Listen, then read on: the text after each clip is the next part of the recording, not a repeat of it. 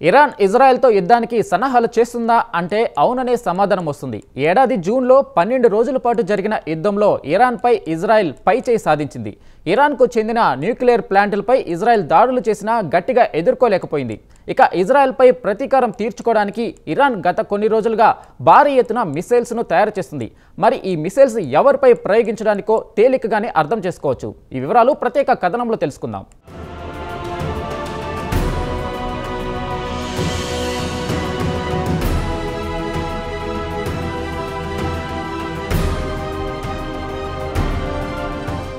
Middle ఈస్ట్లో మరోమారు యుద్ధ మేఘాలు కమ్ముకోనున్నాయి. ఇక ఇరాన్ ఇజ్రాయెల్పై ప్రతీకారం తీర్చుకోవాలని గట్టి పట్టుదలతో ఉంది.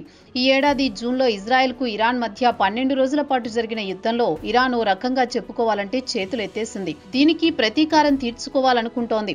దీంతో ఇరాన్లోని ఫ్యాక్టరీలు 24 గంటల పాటు పనిచేస్తూ పెద్ద ఎత్తున మిసైల్స్ ను తయారు చేయిస్తోంది. ఇరాన్ విదేశాంగ మంత్రి అబ్బాస్ అర్గాచి ఇటీవల మీడియాతో మాట్లాడుతూ ఇజ్రాయెల్ తమ న్యూక్లియర్ ప్లాంట్లను ధ్వంసం చేయడంలో విఫలమయ్యాయని చెప్పారు. ప్రస్తుతం ఇరాన్ డిఫెన్స్ మినిస్ట్రీ అత్యంత నాణ్యత కలిగిన ఆయుధాలను తయారు చేయించే పనిలో పడింది.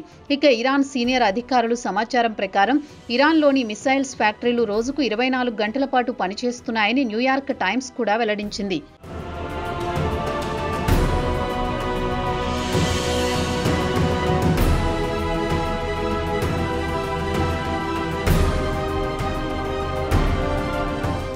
ఈసారి యుద్ధం జరిగితే గతంలో మాదిరిగా 12 రోజుల్లో 500 మిసైల్స్ కాకుండా ఒక్కటేసారి 2000 మిసైల్స్ ప్రయోగిస్తామని ఇరాన్ అధికారులు ధీమా వ్యక్తం చేస్తున్నారు. ఇజ్రాయెల్ మాత్రం ఇరాన్తో యుద్ధం ఇంకా ముగియలేదని భావిస్తోంది. మరోసారి ఇజ్రాయెల్ ఇరాన్పై దాడులు చేస్తే మాత్రం తాము కూడా గట్టిగానే జవాబివ్వడానికి సిద్ధంగా ఉన్నామని ఇరాన్ అధికారులు చెబుతున్నారు. దానికి తగ్గట్టు ఇరాన్ అధికారులు ఇప్పటి నుంచే ఏర్పాట్లు చేసుకుంటున్నారు. ఇరాన్ అతిపెద్ద మిసైల్స్ తో పాటు ఎయిర్ డిఫెన్స్ సిస్టమ్ను బలోపేతం చేయాలనుకుంటోంది. గతంలో 12 రోజుల పాటు జరిగిన యుద్ధంలో కొన్ని పొరపాట్లు జరిగాయి. వాటిని తిరిగి పునరావృతం కాకుండా ఇప్పటి నుంచే జాగ్రత్తలు తీసుకుంటోంది. వీలైనంత ఎక్కువ మిసైల్స్ ను సిద్ధం చేసి ఉంచుకోవాలనుకుంటోంది.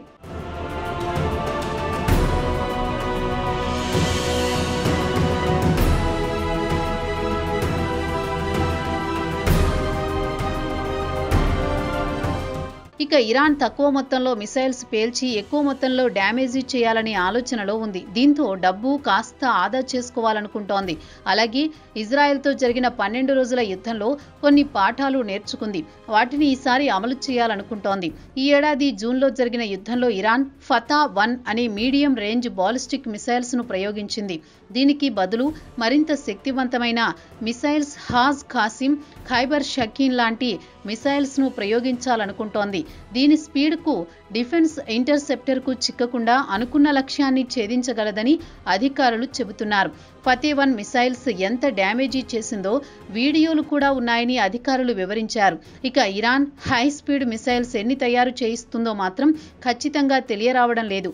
మొత్తానికి మెరుగైన బాలిస్టిక్ మిసైల్స్ తో ఇజ్రాయెల్ కు గట్టి గుణపాఠం చెప్పాలనే ఆలోచనలో మాత్రం టెహ్రాన్ ఉందనేది వాస్తవం.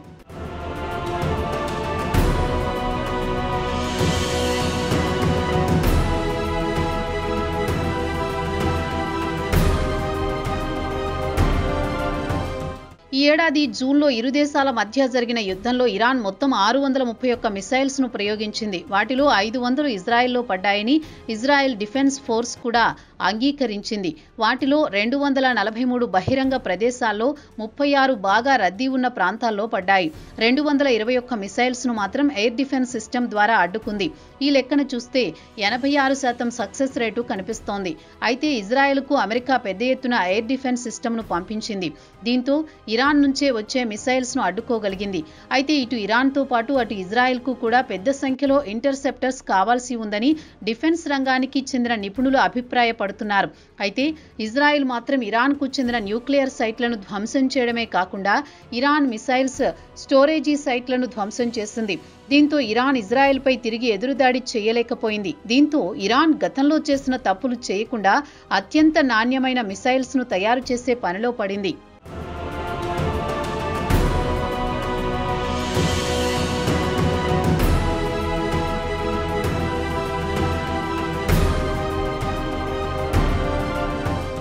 అయితే ఇరాన్ చైనా మద్దతుతో తిరిగి అణ్వాయుధాలను తయారు చేయడానికి సన్నాహాలు చేస్తోంది. అయితే యూరోపియన్ ఇంటెలిజెన్స్ వర్గాల సమాచారం ప్రకారం సోడియం పెర్కోలేట్ చైనా నుంచి పెద్ద ఎత్తున దిగుమతి చేసుకుందని, ఇరాన్ మిడ్ రేంజ్ మిసైల్స్ కు ఈ రసాయనాలను వాడుతుందని CNN గత నెలలో ఒక వార్తను ప్రసారం చేసింది. చైనా నుంచి ఇరాన్లోని బందర్ అబ్బాస్ రేవు పట్టణానికి 2000 టన్నుల సోడియం పెర్కోరేట్ సెప్టెంబర్ 29న వచ్చిందని తెలిపింది. చైనీస్ సప్లయర్ నుంచి ఇరాన్ కొనుగోలు చేసింది. ఇజ్రాయెల్పై యుద్ధానికి సన్నాహాల్లో భాగంగానే సోడియం పెర్కోరేట్ తెప్పించింది ఇరాన్. కాగా అమెరికా ఇరాన్పై పెద్ద ఎత్తున ఆంక్షలు విధించిన చైనా మాత్రం పలు కార్గో షిప్ల ద్వారా సోడియం పెర్కోరేట్ ఇరాన్కు విక్రయించింది. ఇక చైనా విషయానికొస్తే ఇరాన్కు కావలసిన రసాయనాలు పంపిస్తోంది. అలాగే రాకెట్లను కావలసిన ఇంధనం కూడా సమకూర్చింది.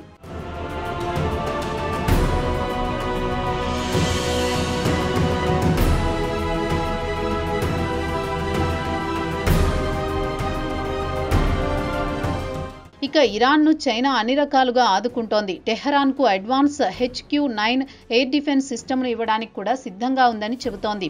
ఇజ్రాయెల్ మిసైల్స్ దాడుల్లో ఇరాన్ ఎయిర్ డిఫెన్స్ సిస్టమ్ ధ్వంసమైంది. ప్రస్తుతం ఇరాన్ తమ ఎయిర్ డిఫెన్స్ సిస్టమ్ను తిరిగి బలోపేతం చేసుకోవడానికి అత్యధిక ప్రాధాన్యమిస్తోంది. ఇజ్రాయెల్ విషయానికొస్తే ఎయిర్ డిఫెన్స్ సిస్టంలో బలంగా ఉంది. ఇక ఇరాన్ మిసైల్స్తో పాటు అణ్వాయుధాలను కూడా తయారు చేస్తోందా అన్న అనుమానాలు కూడా తలెత్తుతున్నాయి. ఇదిలా ఉండగా ఈ ఏడాది జూన్లో 30,000 పౌండ్ల బాంబులను కురిపించి ఇరాన్ అణ్వాయుధాల ప్లాంట్లను ధ్వంసం చేసినట్టు ప్రెసిడెంట్ ట్రంప్ ఇప్పటికే పలుమార్లు చెప్పారు. అయితే ఇరాన్ మాత్రం దాడులకు ముందే తమ అణ్వాయుధాలను ఇతర ప్రాంతాలకు తరలించామని చెబుతోంది. అయితే న్యూయార్క్ టైమ్స్ కథనం ప్రకారం ప్రస్తుతం రహస్య ప్రదేశంలో అణుశుద్ధి చేస్తోందని వెల్లడించింది. అంతర్జాతీయ ఇన్స్పెక్టర్లను తనిఖీ కూడా అనుమతించడం లేదని NYT పేర్కొంది.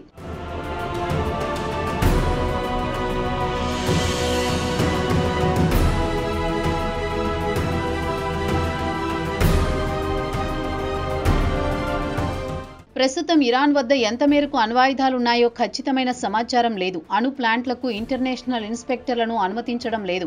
గల్ఫ్లోని పలు దేశాలు ఇజ్రాయెల్ మరోమారు ఇరాన్కు దాడులు చేసే అవకాశాలున్నాయని నమ్ముతున్నాయి.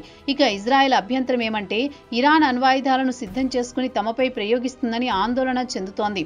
ఇక ఈసారి ఇరు దేశాల మధ్య యుద్ధం జరిగితే ఇరాన్ ఇజ్రాయెల్పై తమ ప్రతీకారం తీర్చుకోవడానికి బాలిస్టిక్ మిసైల్స్తో పాటు అణ్వాయుధాలను ప్రయోగిస్తుందా అన్న అనుమానాలు కూడా తలెత్తుతున్నాయి. మరి ఇరాన్ రోజుకు 24 గంటల పాటు విరామం లేకుండా తమ ఫ్యాక్టరీలో అణ్వాయుధాలను సిద్ధం చేస్తుండటంతో ఇజ్రాయెల్ కూడా అప్రమత్తమైంది. మరి ఈసారి ఇజ్రాయెల్ ఇరాన్ మధ్య యుద్ధం ఎటు దారి తీస్తుందో అన్న భయాలు మాత్రం మిడిల్ ఈస్ట్లో బలంగా వినిపిస్తున్నాయి.